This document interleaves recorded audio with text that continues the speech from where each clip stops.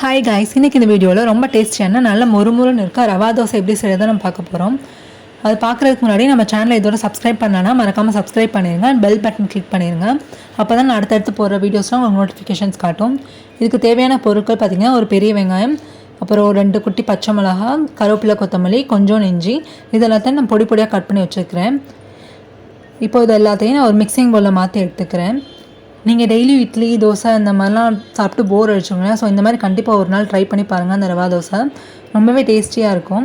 இந்த முறுமுறு தோசைலாம் சாப்பிட்றவங்களுக்குலாம் ரொம்பவே இந்த ரவா தோசை பிடிக்கும். ஸோ கண்டிப்பாக ட்ரை பண்ணி பாருங்கள். இப்போது இது கூட நான் 1/2 டீஸ்பூன் போல் சீரகம் எடுத்துக்கிறேன். சீரகம் எடுத்துகிட்டு அதே அளவுக்கு ஒரு 1/2 டீஸ்பூன் போல் மிளகு பவுடர் எடுத்துக்கிறேன், பெப்பர் பவுடர்.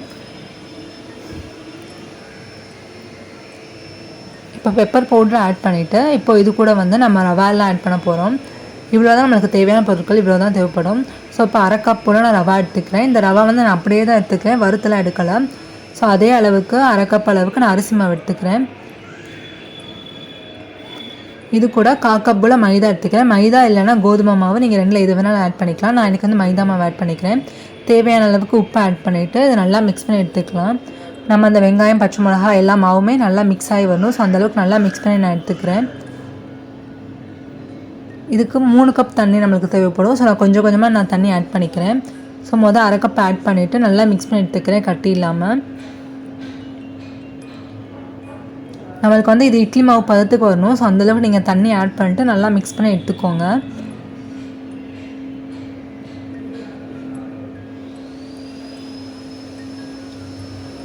இப்போ நான் தண்ணியில் ஆட் பண்ணிட்டு பார்த்தீங்கன்னா கொஞ்சம் கட்டியாக தான் இருக்குது. ஸோ இன்னும் நான் ஒரு 1/2 கப் தண்ணி ஆட் பண்ணிட்டு நல்லா மிக்ஸ் பண்ணி எடுத்துக்கிறேன்.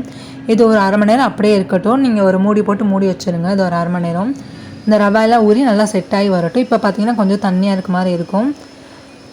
ஒரு 1/2 நாள் கழித்து பார்த்திங்கன்னா நம்ம ரவாயெல்லாம் நல்லா ஊறி நம்ம தோசை மாவு பதத்துக்கு வந்திருக்கோம். ஸோ இந்த டைமில் நம்ம அடுப்பில் தோசைக்கல் வச்சுக்கலாம். தோசைக்கல் நல்லா காயணும், நல்லா சூடாக இருக்கா அந்த டைமில் நம்ம தோசை ஊற்றி எடுத்துக்கலாம். அதே மாதிரி நீங்கள் தோசை மாவுலாம் ஊற்றுவீங்களே, ஸோ அந்த மாதிரி ஊற்றி எடுத்துக்கக்கூடாது. இந்த மாதிரி அங்கங்கே படுற மாதிரி ஊற்றி எடுத்துக்கோங்க. இந்த ரவா தோசையில் அங்கங்கே ஹோல்ஸ் இருக்கும். ஸோ இது ரெடியாக ஒரு 3 மினிட்ஸ் ஆகுங்க.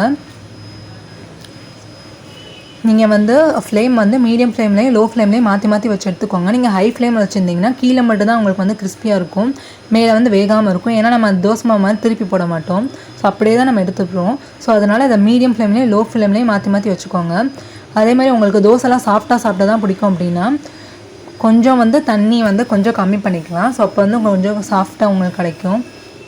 இப்போ நம்ம ரவா தோசை ரெடி ஆகிடுச்சு. இது கூட ஒரு கார சட்னி இல்லைனா தேங்காய் சட்னி அந்த மாதிரி கொஞ்சம் காரமாக வச்சு சாப்பிட்டிங்கன்னா ரொம்பவே டேஸ்ட் சூப்பராக இருக்கும். ஸோ ட்ரை பண்ணிட்டு மறக்காமல் கமெண்ட் பண்ணிடுங்க. நெக்ஸ்ட் வீடியோவில் பார்க்கலாம். Bye bye, stay tune.